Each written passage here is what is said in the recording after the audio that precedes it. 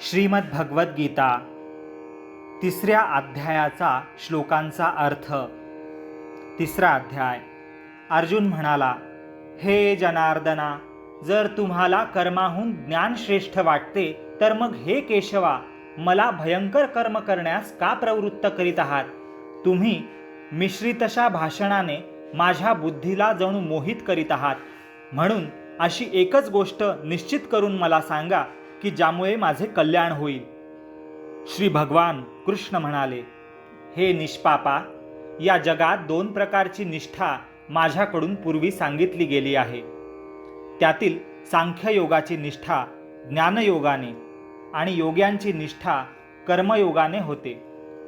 मनुष्य कर्म केल्याशिवाय निष्कर्मतेला म्हणजेच योगनिष्ठेला प्राप्त होत नाही आणि फक्त कर्मांचा त्याग केल्याने तो सिद्धीला म्हणजेच सांख्यनिष्ठेला प्राप्त होत नाही.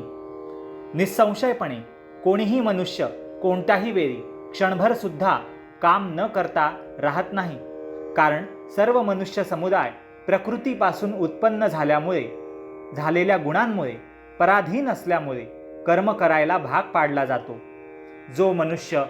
जो मूर्ख मनुष्य सर्व इंद्रिये बळेच वरवर आवरून मनाने त्या इंद्रियांच्या विषयांचे चिंतन करत राहतो, तो मिथ्याचारी म्हणजेच दांभिक म्हटला जातो.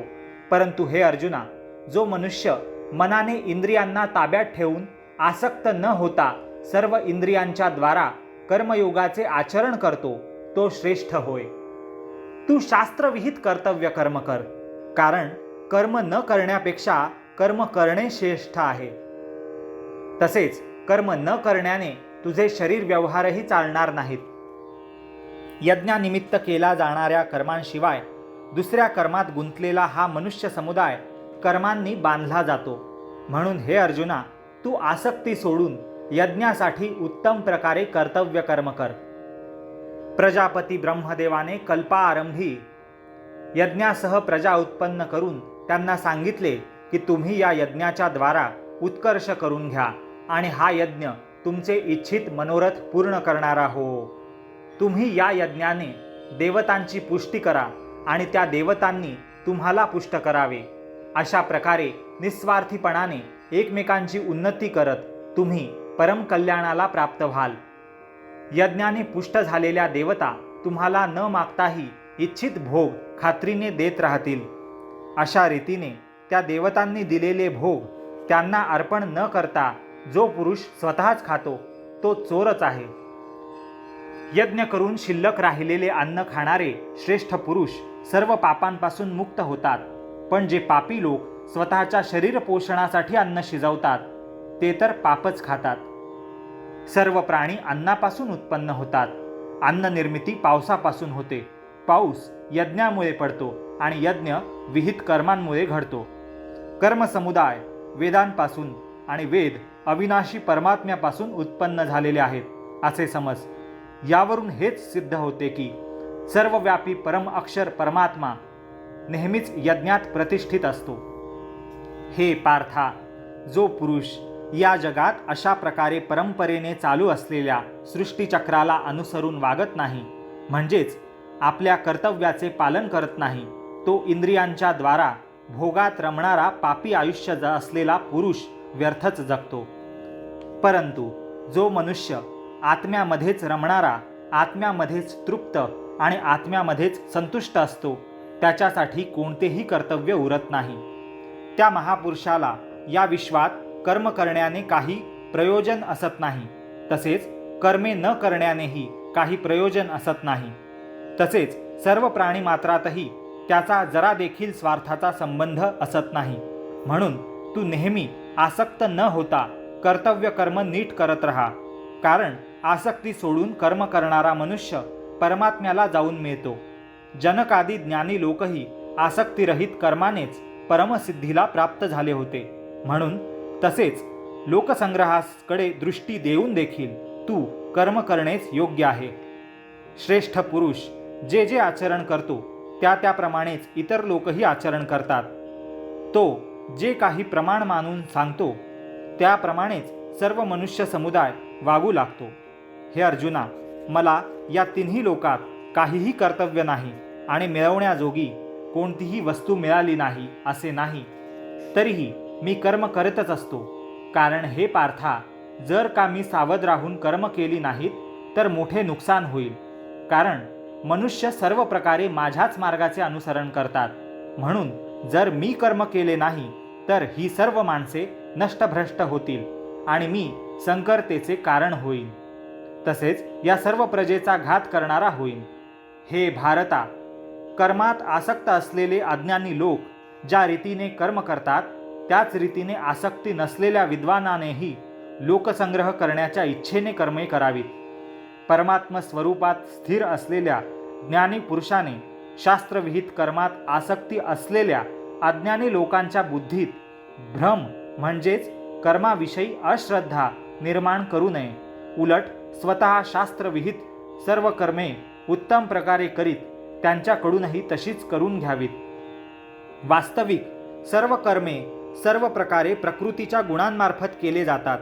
तरीही ज्याचे अंतःकरण अहंकाराने मोहित झाले आहे असा अज्ञानी पुरुष मी कर्ता आहे असे मानतो. पण हे महाबाहो, गुणविभाग आणि कर्मविभाग यांचे तत्व जाणणारा ज्ञानयोगी सर्व गुणच गुणात वावरत असतात हे लक्षात घेऊन त्यामध्ये आसक्त होत नाही. प्रकृतीच्या गुणांनी अत्यंत मोहित झालेली माणसे गुणात आणि कर्मात आसक्त होतात. त्या चांगल्या रीतीने न जाणणाऱ्या मंदबुद्धीच्या अज्ञानांचा पूर्ण ज्ञान असणाऱ्या ज्ञानाने बुद्धिभेद करू नये. अंतर्यामी मज परमात्म्यामध्ये गुंतलेल्या चित्ताने सर्व कर्मे मला समर्पण करून आशा, ममता आणि संतापरहित होऊन तू युद्ध कर. जे कोणी मानव दोष दृष्टी टाकून श्रद्धायुक्त अंतःकरणाने माझ्या या मताचे नेहमी अनुसरण करतात तेही सर्व कर्मांपासून मुक्त होतात. परंतु जे मानव माझ्यावर दोषारोप करून माझ्या या मतानुसार वागत नाहीत त्या मूर्खांना तू सर्व ज्ञानांना मुकलेले आणि नष्ट झालेलेच समज. सर्व प्राणी प्रकृतीच्या वळणावर जातात म्हणजेच आपल्या स्वभावाच्या अधीन होऊन कर्मे करतात. ज्ञानीसुद्धा आपल्या स्वभावानुसारच व्यवहार करतो. मग या विषयात कोणाचाही हट्टीपणा काय करेल?